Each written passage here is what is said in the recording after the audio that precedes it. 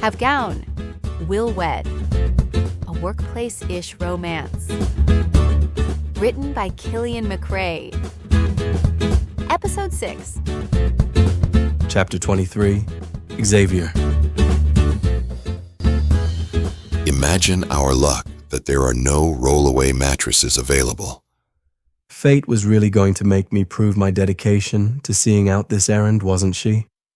The best I could hope to achieve in the face of the situation was nonchalance. In response to Kennedy's sarcasm, I said only, "I should warn you, I've been told I snore." Then, to my surprise, Kennedy addressed the elephant in the room. Look, Holmes, we don't like each other. I knew from the moment you told me about almost kissing Rose, you were into her. But if she wanted you, you were right there. She could have just asked you out at any point. She didn't. She kept up her search, and it led her to me. I don't know what half-baked plan you have, but don't even think about it. I came only at the invitation of the bride. This wedding will be filled with potential candidates for many openings my firm is looking to fill. Right. He scoffed. I'm a man too, you know. I know exactly what kind of opening you're looking to fill. Whatever. Let's just get some sleep.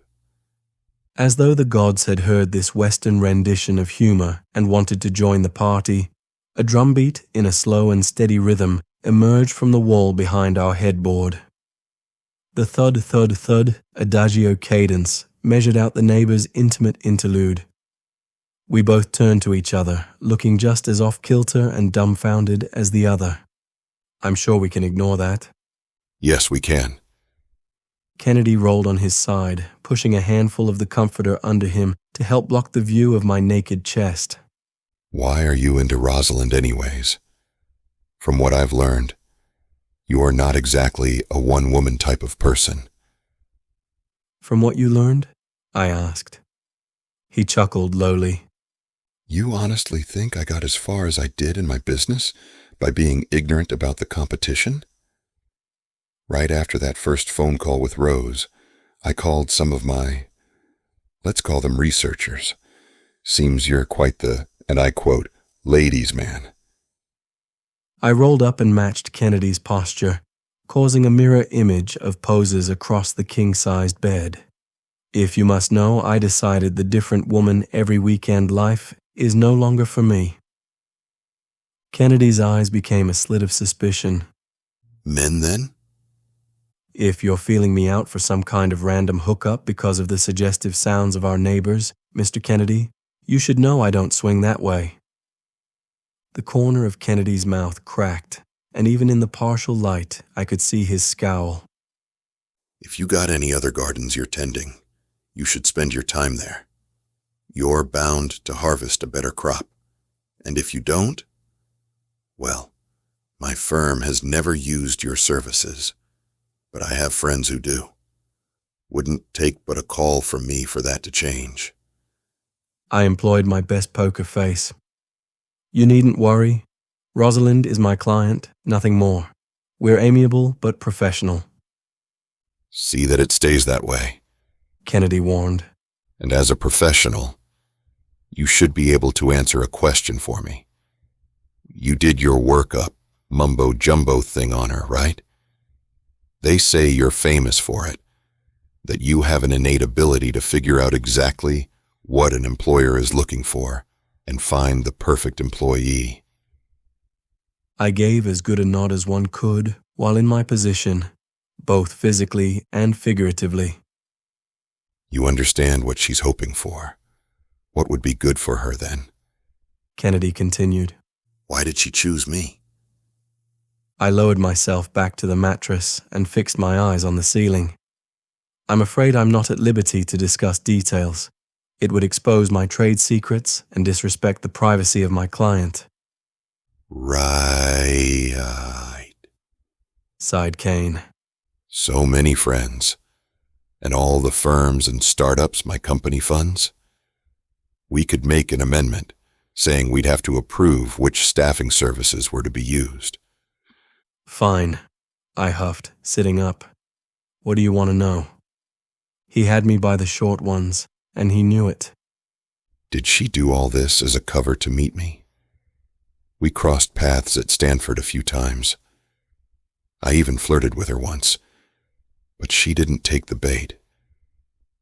From what I've heard about what you were like then, I think I understand why.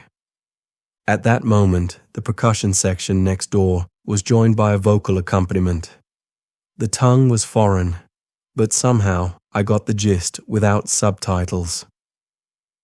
The man took no notice of the intentional, but no less sincere, jibe. If she's been pining for me all this time, I have a much stronger hand with her than if it was chance. Back then, I just chalked it up to her being frigid. That was her reputation. Ice Queen. I suppressed the urge to defend her. Any doubts Kennedy had where Rosalind was concerned could only pan out as an advantage for me. She gave me a list of qualifications, and I used that as a basis, along with my own instincts and methods, for drafting a pool of candidates. I had no idea you two had any prior knowledge of each other. And outside of that candidate pool, you didn't push her one way or the other? No. I grinned when I thought about the mock portfolio I'd presented to her for her first round of reviews. Technically, that might qualify as pushing her some direction. If I make the decision for a client, it could lead to the working relationship feeling forced, making the employer wonder if there was a what-if person out there they never gave a fair shake.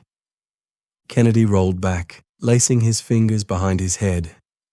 And do you think Rose will ever wonder, what if, about the other candidates? Of course she will. That's what women do, and it doesn't mean a thing. The climatic end finally arrived for the couple next door.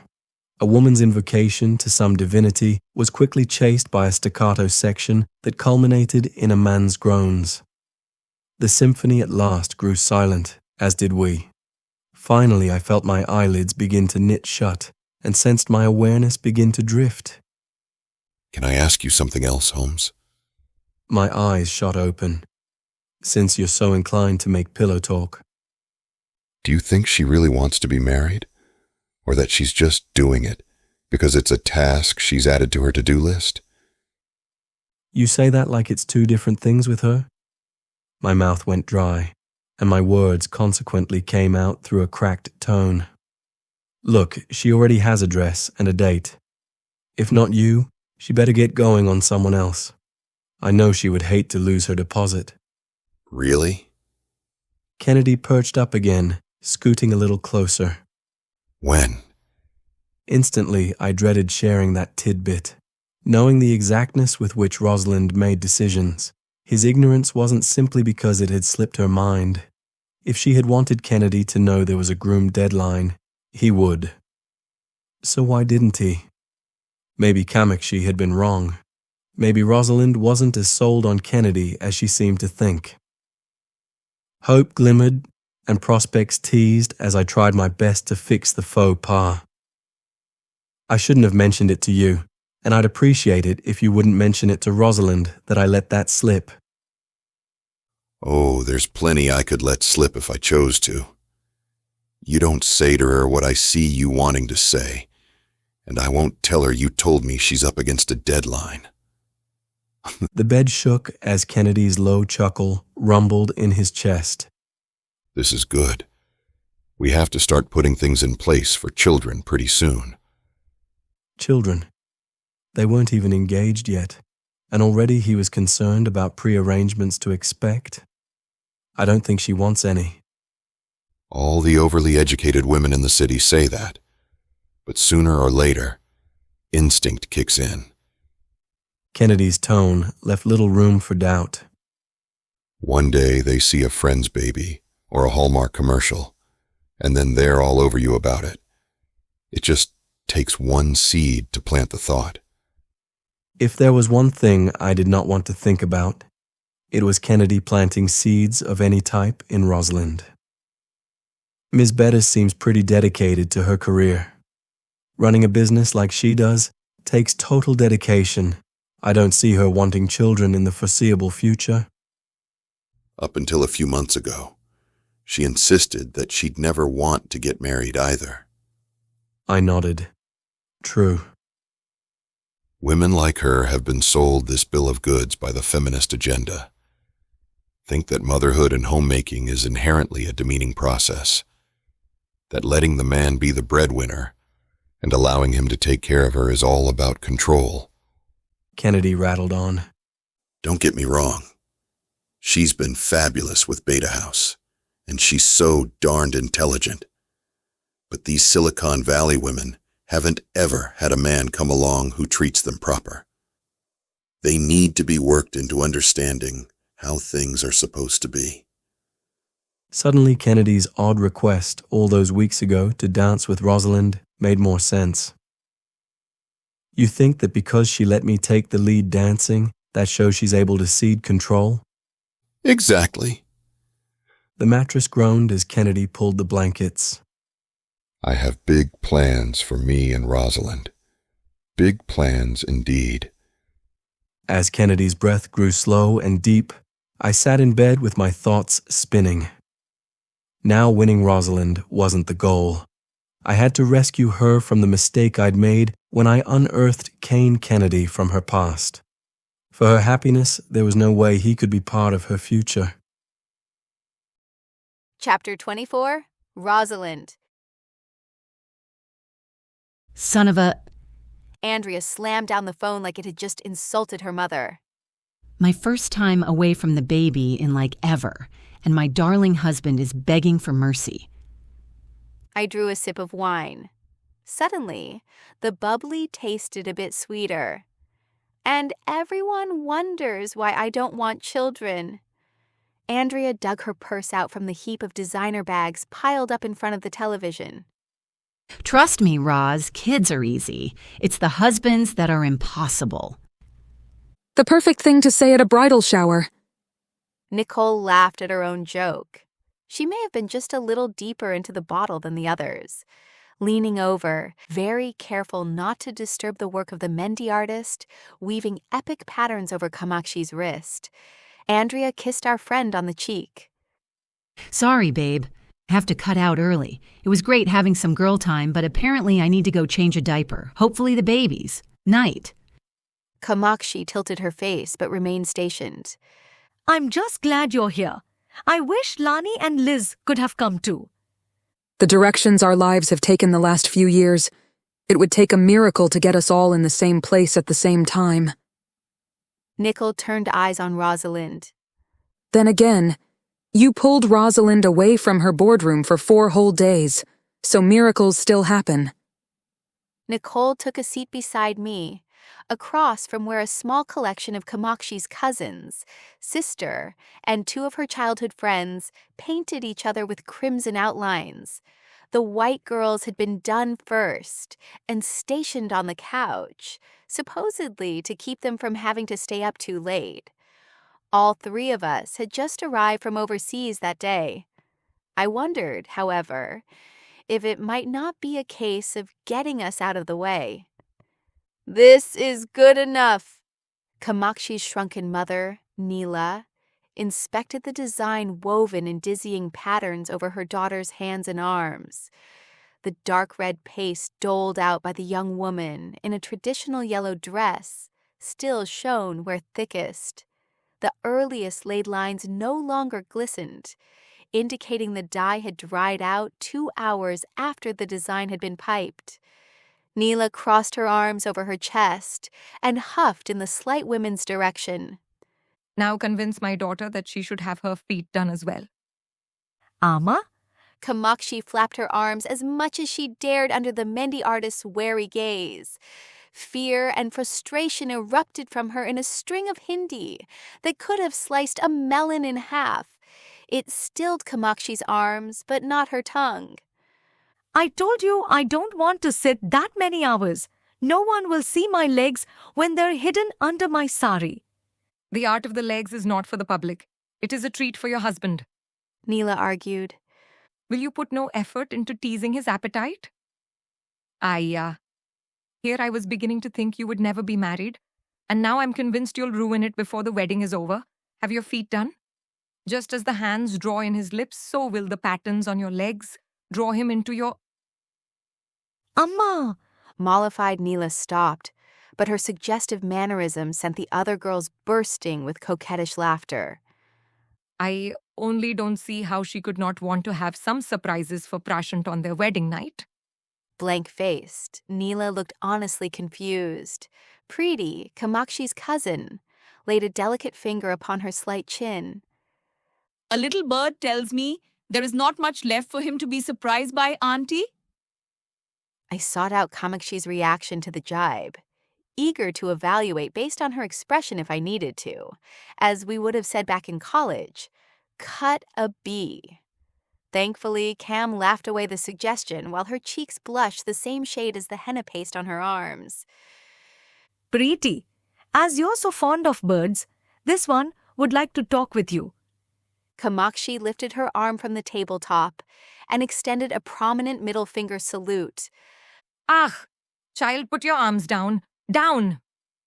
Neela bounced forward, pushing pointed fingers into the muscles of her daughter's upper arms. If you smudge your henna, people at the wedding will say, "There goes Neela's daughter, the impatient one." Preeti couldn't help the snicker. But one more ice-cold glare from Kamakshi cut her off from saying anything more. Kamakshi shooed her mother before turning to where I sat on the edge of a sofa. Why so quiet, Rosalind? I had felt for much of the night like a modern Panama Jack, trapped in a parallel reality where I was observing an overseas culture from behind a bush. A foreign observer amongst a sea of a dozen native women in the splendid rainbow of their indigenous garb. I'd kept mum while Nicole and Andrea caught up with the bride. Kamakshi's question drew me back into the fray and into the gravity of matrimonial festivities. I shrugged as I tried to conjure up an explanation that would simultaneously be truthful and inoffensive. As I watched Kamakshi's retinue about the room, brimming with energy, pushing Kamakshi closer to the altar, my foreignness became so much more than an aspect of nationality. I looked down to the simple pattern of henna swirls between my wrists and elbows, painted by Neela herself, and tried to imagine what my wedding would be like in a few months. There would be no mother there to caution me, needlessly, about expectations a husband would have on the wedding night. No friends or family to serve as witnesses to the preparations, except perhaps Kamakshi and Carmen. If I didn't convince myself to bite the bullet and propose to Kane, there might not even be a groom. Living in San Francisco, I had been to my share of weddings of all varieties. I understood that a groom was a necessary element about 2/3 of the time. I'm just a little overwhelmed by all this is all. Nailed it. Diplomatic and vague. An utter bull, a commodity in which Kamakshi did not traffic. Seriously, you want to sit there and pretend like I don't understand there's something wrong? Another of Kamakshi's childhood friends entered the conversation with her diagnosis. Whenever a woman has that look on her face, it is always due to a man. She considered for a moment her statement, then added, Unless she is a lesbian. Neela let out a huff of animated disgust. It's just... Kane. Oh, I sighed out his name like the problem would be obvious. He should be perfect for me. He's everything I told Xavier I wanted. Xavier? I wasn't sure who inquired, but I could tell everyone was thinking it now. Her matchmaker, Kamakshi informed them, bringing understanding to the Indian women's faces. Nicole sipped at her wine, so obviously forcing her tongue still on the issue. Neela cackled. Good for you, Rosalind. You take some lesson from Kamakshi, no? He'll find you a good husband, a good match. I didn't know Americans used matchmakers. Preeti examined me with wary suspicion like she had unearthed some unappetizing nugget from the bottom of a salad bowl. I did get the idea from Kamakshi, actually. I motioned toward the Mendi Etch-a-Sketch across the room. I mean, it shouldn't be that hard, right? I made a list of what traits were important to me, of what qualities I wanted in a spouse, and boom, Kane fits them all. And it isn't like there's nothing there. It's just...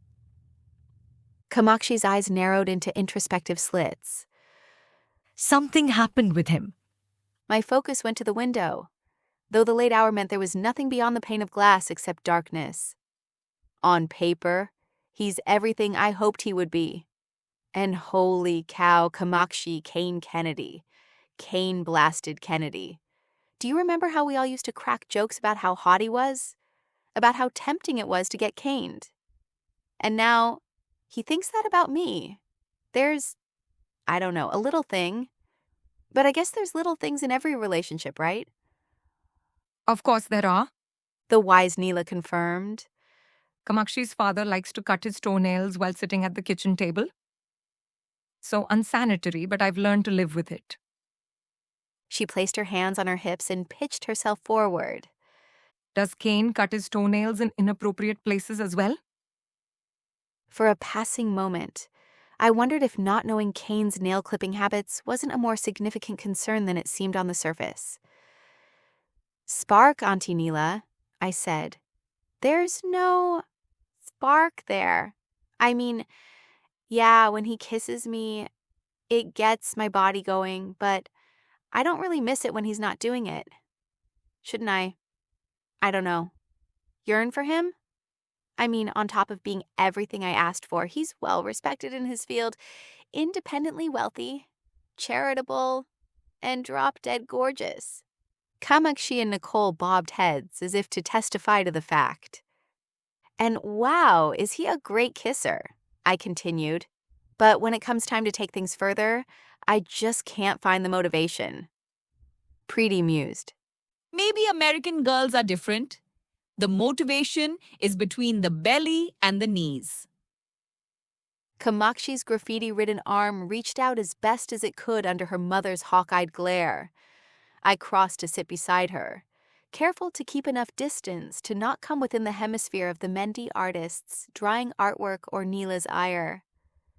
Roz, did Kane hurt you? Force you to do something? Force? No, but he made some big assumptions without consulting me. Did I tell you he chartered us a private plane? I stated the fact in a tone that made it sound like an accusation. All the women, however, oohed and awed. "He said so we could be more comfortable," I continued. Anyway, there we were, making out at 35,000 feet. And I suddenly realized I was thinking about Gouda cheese. Kamakshi sucked in her bottom lip. You're going to have to expand on that for me? My mind was wandering is the point. There I was, lip-locked with a sex god who would have had me right there on the sofa if I'd let him. And all I could think about was how good the Gouda I had from that organic market was. He just kept kissing me, and I sort of put my reactions on automatic. There was no emotion in it at all. Neela took a seat on my other side and tapped me on the knee. You young people these days put too much importance on all the touching stuff and instant feelings. Love takes time to grow. If he is a good man and he respects you and takes care of you, then love will grow, and with the, how did you say it, spark. She put a finger under my chin and tilted my head. That's what it was like with Rahman and me. I liked him very much for a very long time. Then one day I realized I loved him. After that, oh, so many sparks, sometimes twice a day. Glassy-eyed, I looked back to Kamakshi. "Do you love Prashant?" To my surprise, Kamakshi looked perplexed by the question. "Cam." Her eyes fluttered closed as she sighed. Slowly, Kamakshi stood and walked to the center of the suite seating area, making sure to keep her arms from smudging. Would you all excuse us? I need to talk to Rosalind in private. At first, no one moved. Kamakshi took her pleading gaze to Nicole and froze it there. Nicole coughed, squirmed, and stood. Ladies, why don't we head out on the balcony? The heat might help the paste dry, and I'm sure we all need some fresh air. I will come as well, I suppose. Neela rose and shepherded the women toward the sliding door. When at last we were alone, and the door to the balcony had been closed, Kamakshi turned to me. What I'm about to tell you doesn't leave this room. Chapter 25. Xavier. The mattress shifted, and I rolled over to investigate. Kane, on his feet, pulled up his pants before reaching for a shirt from the back of a nearby chair. I looked to the desk, where a clock read out the time in red numbers. It's 1 a.m. Kane did up his buttons without pause. Jet-lagged, I guess. I'm going to go see if the bar's open. Maybe a few shots of something strong will knock me out.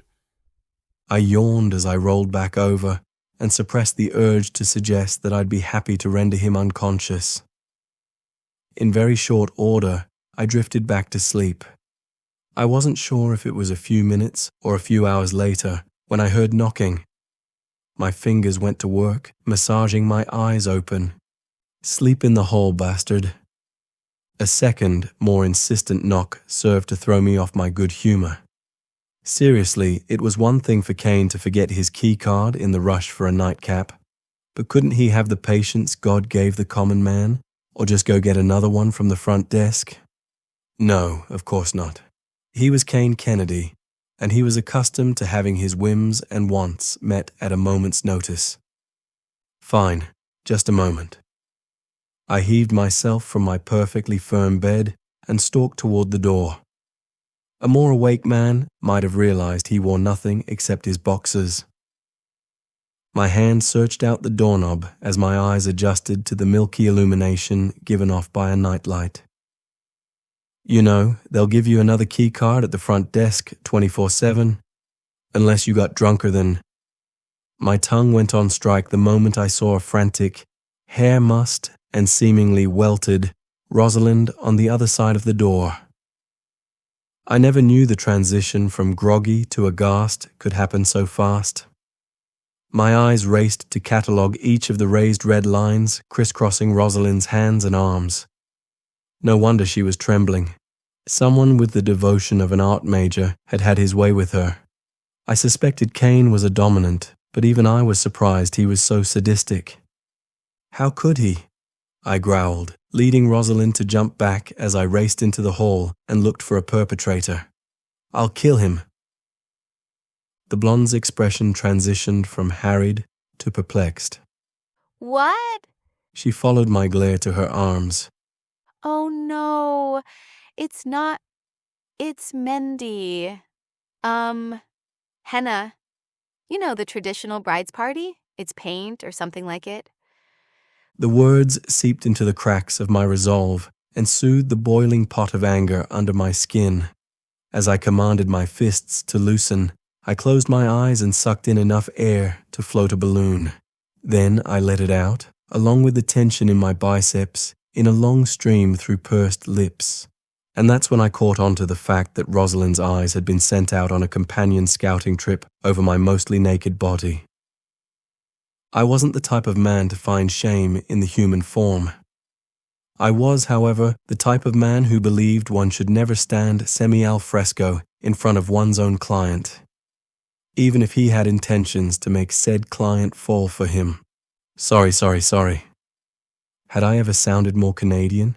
I cowered back into my room, as though the light of day had found my Nosferatu form and all its diurnal boldness. I thought you were Kane. Without asking leave, she followed me into the room and closed the door behind us. I rounded the corner to the ensuite bathroom and fished a terry cloth robe from the closet. When I returned, Rosalind gave me an awkward smile. I'm, looking for Kane, actually. I ran a hand through my hair, attempting to make myself look somewhat professional. A difficult thing to do indeed, whilst wearing next to nothing. He's at the bar trying to knock himself out. I craned my neck to look at the alarm clock on the bedside table.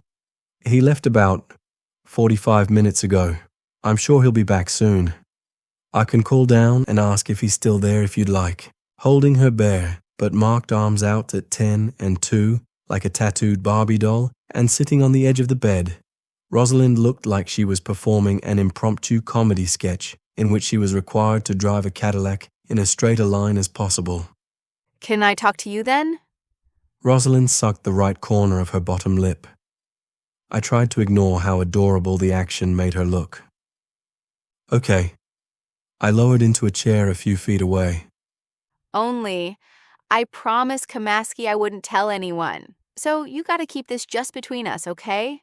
Promise me, Xav. Nothing about this conversation leaves this room. You're making me worried. Did something happen? Yes and no. Rosalind echoed my cleansing breath and returned in a voice half its normal volume. Kamakshi didn't use a matchmaker. Not understanding the implication, I just blinked. I mean, she did, but she didn't. She continued. Turns out she and Prashant met back in the city. They'd been dating for a few months, actually. I was too busy with Beta House to pay much attention, I guess. Or she'd have told me. And then they found themselves in a position where they had to get married. My mind didn't fail to stitch together the implications. She's pregnant. First trimester, but not for much longer. Rosalind confirmed the conclusion with a smile that suggested joy and pride. And their traditional parents would have cried holy of holies, I continued. I'd run into my share of those types, cutting off recruitment efforts over concerns about Americans' scandalous ways. I knew they loved their children, and that's where the concern stemmed from. But it was odd to see how that conflict played out in this case. Rosalind's head bobbed as her eyes drifted to the floor. They bribed a real matchmaker to trick the families into thinking they'd gone through the process and used their so-called advanced age to rush things. I guess she had a hard time convincing her parents to let her do that much. I tried to make sense of her sudden self-smallness when it hit me. And now you're thinking that your search for a husband is based on a lie and flawed. Bingo. I drew myself to the edge of the chair. But you know that's not true, right? Of course it's true. She insisted, balling her hands into fists, but restraining an apparent desire to flail in deference to the Mehendi. I wouldn't have done it if I hadn't gotten the idea from Kamakshi. After a moment of silence, she eased herself. I have to tell Kane. We shouldn't go on with this. I already sent a message to Carmen telling her to cancel the venue. Concern carried me instinctively to the bed, where I sat next to Rosalind. Look, I admit that when you first came to me, I thought the idea was crazy too. But even if Kamakshi lied, it's not like she came up with the concept out of thin air. People have been using matchmakers for eons. Just because our culture doesn't mean it's without merit. She shook her head. It seems so fake now. Contrived. And it is crazy. I mean, I hired a professional headhunter to find a spouse. I couldn't even try one of those online matching services or, heck, Craigslist. Am I that pitiful and socially awkward that I can't even ask someone out on a date over email? Do you even know the last time I went out on a date? Confusedly, I struggled to find the right words. Not including with Kennedy? Ignoring my question, she continued. Then again, who would really want me? I mean, I am married already. To my job. I work 70-hour weeks. I travel half the time. When I am home, I'm either sleeping, playing with Strudel, or watching movies that are older than my Nana. I don't clean, and I don't know how to cook. Why do you think yourself so unworthy, Rosalind? Her tongue stilled, but her mouth gaped. I'm not sure what you mean. I inched closer. Among all my clients, of all the women I've ever known, no one has ever been as unable to see her own value as you. You built a highly successful company up from nothing, but you didn't feel like it meant anything until you got that big contract. You're blessed to see your friends happy and pursuing their dreams, but that only makes you question your own.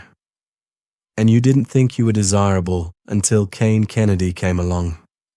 I know you've been with other men, though, and you're no fool. You must have chosen wisely. So why didn't they last? I have a strong suspicion it's because you have a long history of sabotaging perfectly good relationships. For some reason, you think you can't be happy unless you're suffering somehow. The tip of Rosalind's nose went crimson. That's not what's going on here at all. Then if things with Kane are good, why do you care that Kamakshi didn't really meet the love of her life by going through a matchmaker? It doesn't change the fact that you might have. Her whole face screwed up. Who says Kane is the love of my life? He's not. I am, my heart screamed. Boldness of that caliber, however, was beyond me at the moment. I also was cognizant of the fact that Kennedy might wander back into the room at any moment, and I wouldn't put it past him, slightly lick it up to go all alpha and attempt to wallop me. Besides, Rosalind had spent the last few weeks determined that Kane was the one. If I so uncouthly pulled that rug out from under her without first letting her know there was a safe place to land, I'd risk losing her. Not only her business, but her respect. She had to come to that realization on her own. Until then, I must uphold that status quo. You're going to propose to him on this trip, aren't you? Rosalind's face went blank. How do you know that? Kamakshi. My hand went to her chin, cupping it. Rosalind, look at me. Listen to me. People meet and fall in love in all kinds of crazy ways. A man has come into your life who sees what a true gem you are, who wants nothing more than to see you happy. I'm not saying that because of the commission. I'm telling you this as a friend. Rosalind Betters, you're a caring, compassionate, beautiful woman. You're everything I would want in a wife and partner. Why can't you just accept that? Why can't you just let someone love you? The glisten in the corner of her eyes picked up momentum as a tear collected and fell. I caught it, moving my hand to the side of her face and rubbing the pad of my thumb over her cheekbone. Beautiful? She repeated the term mockingly. Gorgeous, in body and soul. Most importantly, in the soul. Stop thinking that you're lucky to have Kane Kennedy. My left hand rose as well. I held Rosalind's face, my eyes focusing on her lips, no matter the chastisement my brain was giving me to move strategically. Biological impetus railroaded business acumen. He's lucky to have you. Any man would be lucky to have you. She licked her lips. Any man. I know I would be. I closed my eyes as I leaned my forehead to hers, my fingertips tracing down her neck, over her shoulders, to her forearms. Don't force me to prove it. How? We'd become so close I could feel her spoken words on my mouth. How would you prove it? By telling you to forget everything I just said, to forget Kane. By doing this. Barely had our lips met when the door lock beeped. Rosalind shot off the bed with an agility that could have put an Olympic gymnast to shame. She landed across the room with perfect form, just as Kane's voice peeked around the door. Holmes?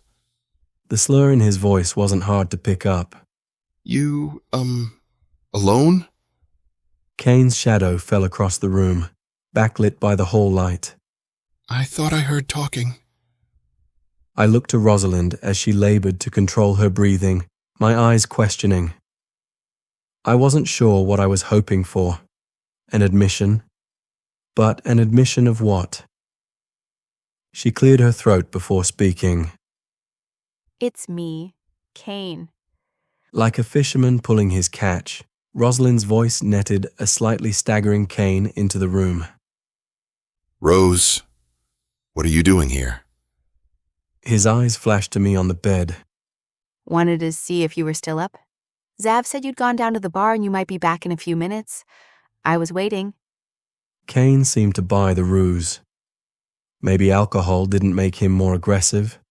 Maybe it revealed further his inherent weakness, trusting that the world revolved around him. His face oozed into a toothy smile as he opened his arms invitingly and took a step toward Rosalind. Here I am, babe. Maybe Holmes wouldn't mind giving us a little time alone. We could pick up where we left off on the plane. As Kane stumbled forward, Rosalind stepped back and put a hand out to stop his advance. Don't touch me.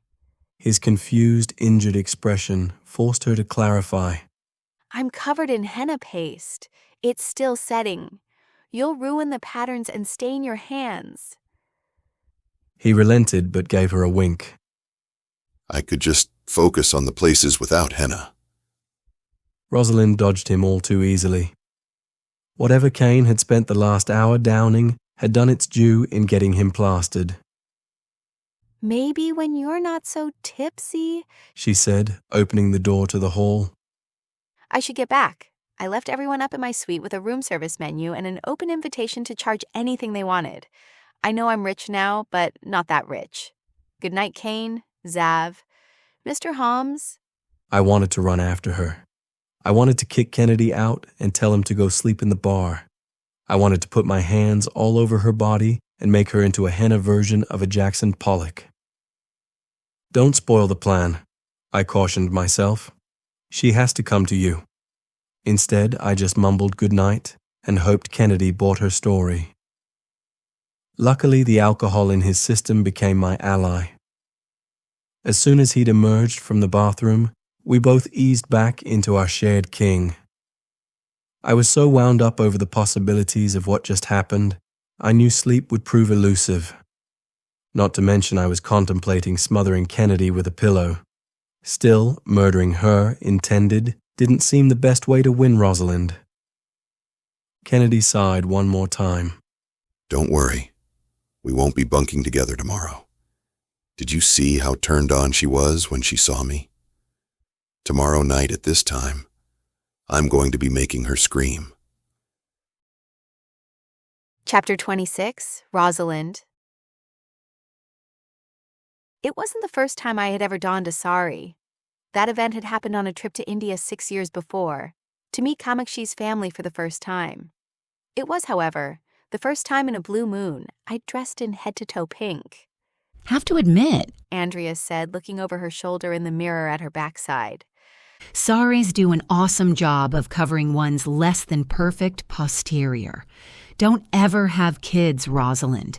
It will ruin your figure forever. If only that were the only culprit. I wrapped a matching scarf around my neck and shifted it, trying to determine if it should flow forward or skirt over my back. Time will have its way with me soon enough. I'm not exactly a spring chicken anymore. In my coupe, it's clearly mid-July.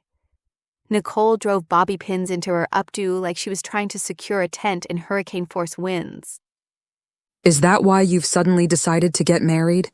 Afraid the merchandise will fail to attract new customers for much longer? Andrea coughed a laugh.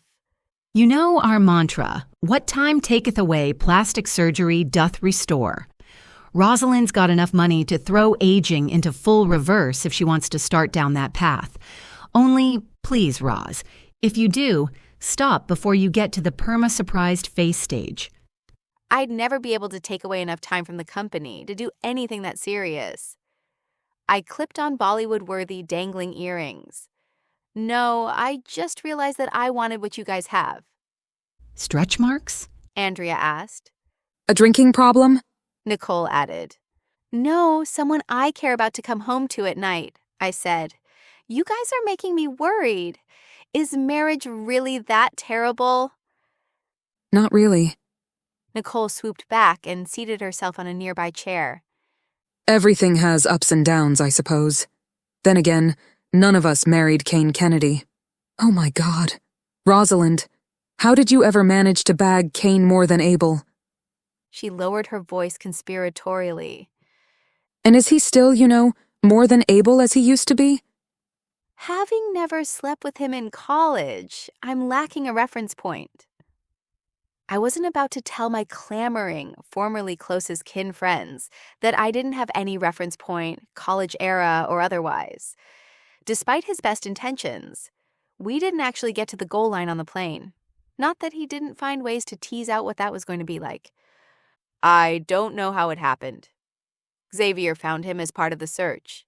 He didn't even know I knew him, Must be destiny.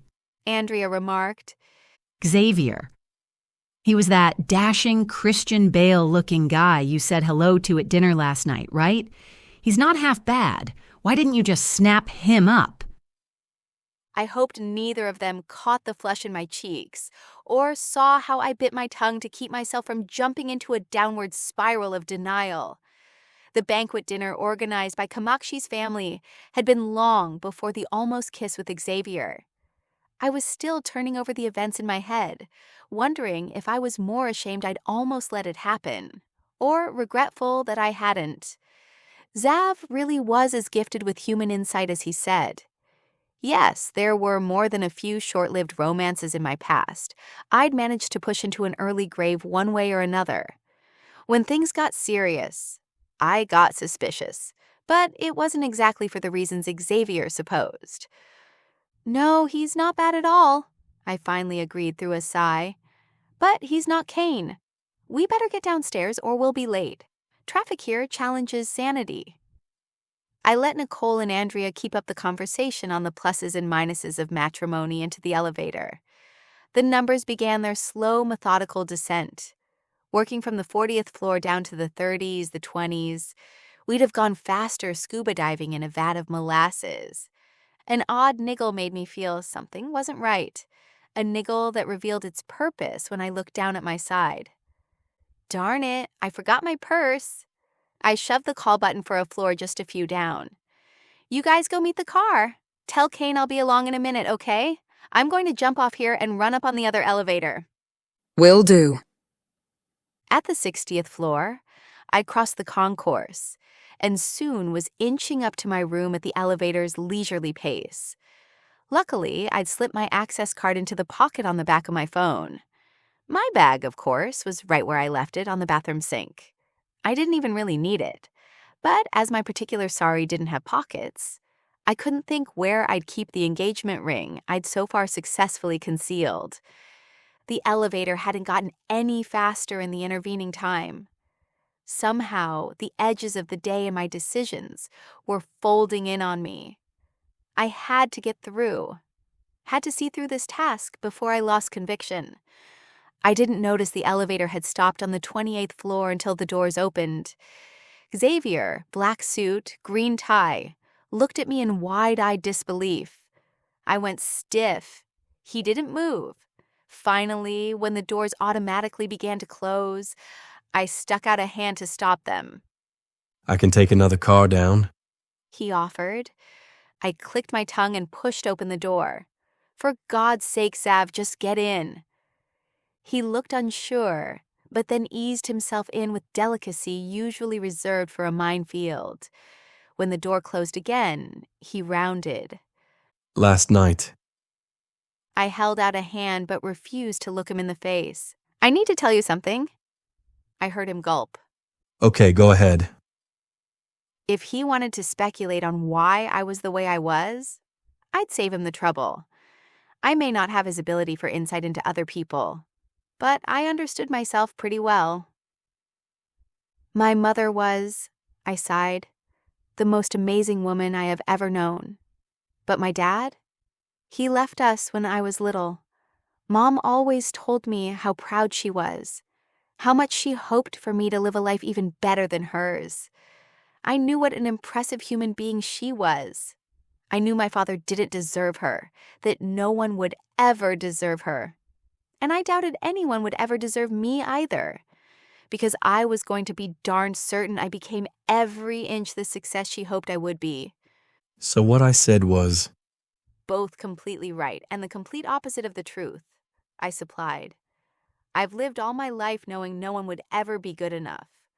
Recently, I realized that by keeping my heart reserved, thinking no man would ever deserve it, I was actually making myself into someone who didn't deserve anyone.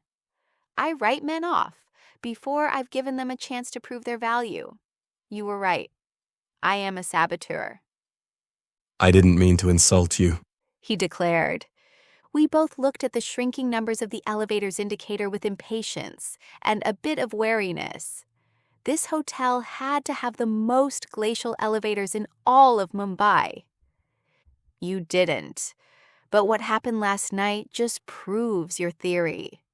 If I had kissed you, even if Kane hadn't almost walked in on us, it would have given me enough reason to send one more romance to the guillotine. You were giving me a chance to prove that I could be stronger than my habits.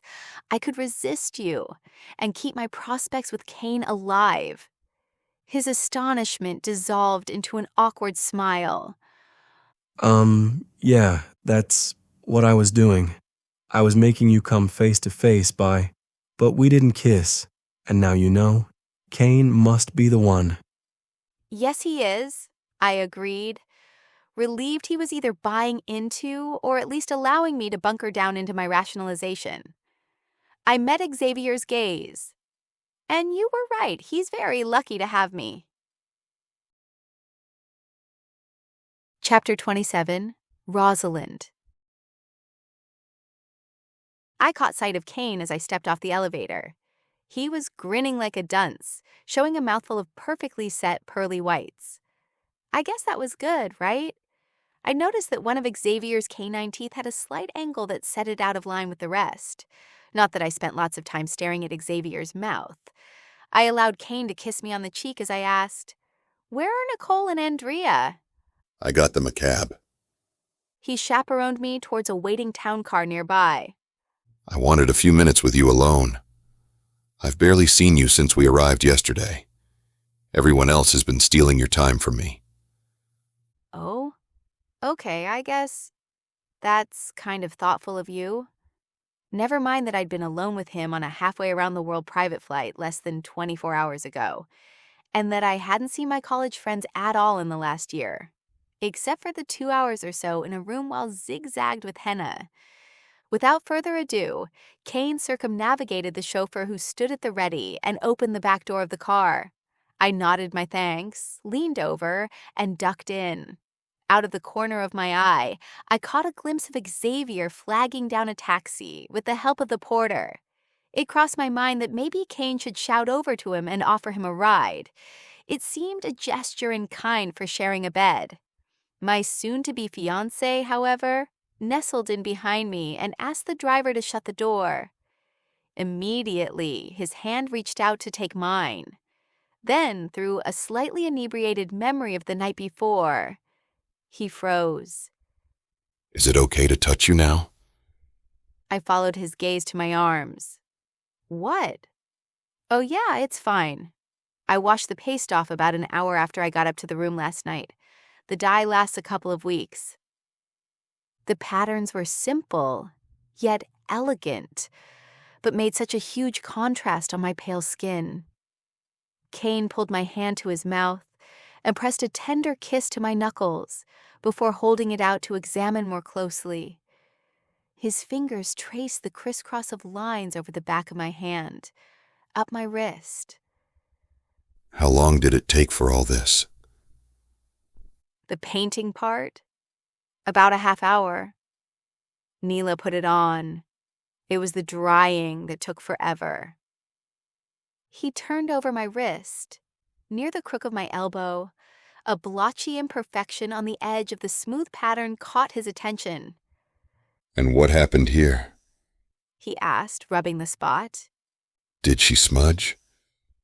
My nose wrinkled. No, she didn't smudge anything. Suddenly my tongue stilled. My mouth hung open. I must have brushed against something last night. No one will probably even notice. One small flaw, no big deal. Nothing about you is flawed. There's only divergent perfection. He pressed his lips to the inside of my wrist, then opened his mouth just enough to lick the spot. From heavy-lidded eyes, he looked up at me. Kane Kennedy's smolder was a fire hazard. Without thought, my tongue darted out to wet my lips. His hands went to my face and pulled me close. Please let me do that. Sir, ma'am, you cannot do that here. We froze as our driver took turns cursing noiselessly at traffic and glaring at us via the rearview mirror. His bony finger shook with the intensity of each word. I do not have tinted glass. You will get us pulled over for indecency. With a dejected sigh, Kane lowered his hands to my shoulder. Soon. Tonight? Maybe I just needed to sleep with Kane and get over the hesitation. Maybe that was why I was having such a hard time getting excited about the prospect. I feared his legend and that I wouldn't measure up. But didn't I just finish telling Xavier that my problem was the polar opposite of that? You sure? He asked. I thought you didn't want Kamakshi's family thinking we were, gasp, sleeping together before we're married. I fixed my seatbelt. They'll be too busy today with the wedding to worry about my shenanigans. And more importantly, I want to. I think I've been nervous because, well, frankly, you have a reputation. Are you referring to the fact that I'm more than able? He teased. I admit, I've never had any complaints. My eyes went to the floor. I have. He honestly looked sympathetic, not disgusted like I feared. A man who can't please his woman is just an incompetent prick, and I mean that literally. Look, even if the first time goes badly, which I doubt, it's not a one-time only thing. We'll work on it. Make it better. There's no rush for everything to fall into place right away. No artist in the world could ever hope to capture the way I lit up at his statement. Kane flexed his thumb over the back of my hand. Just relax today, and tonight, I'll prove it to you. Prove it to me? My memories flash back to the last time a man had offered to prove his prowess, and the heartbreak that followed. Xavier, when he told me we'd never work out in the sack. Since we both had admitted how important sex was to us in a relationship, I knew I couldn't hope for anything more than that with him if we couldn't pin the essentials down. I still could feel the bitterness bite. Luckily, I'd covered it up quickly by distancing myself emotionally. He never suspected that he could have had me that night, if he wanted. Now, here was Kane, telling me that even if the bedroom didn't sizzle, we'd just work on the recipe. No flat-out rejection, no lighting me on fire one moment only to douse me with a bucket of water the next. Kane was the kind of man I deserved, and I'd work to hold up my end of the partnership too. First, however, I had to pop the question and let him know I was committed to him, that I was committed to us.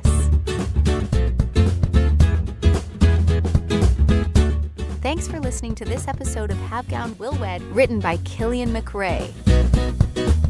The text and audio copyright for this production are held by Killian McRae, the sole owner of the content therein. Digital voice narration provided by 11 Labs. The music you're hearing is Happy Alley, written by Kevin MacLeod and made available via incompetech.com. It's licensed under Creative Commons by Attribution 4.0 license. http creativecommons.org/licenses/by/4.0. See you next time.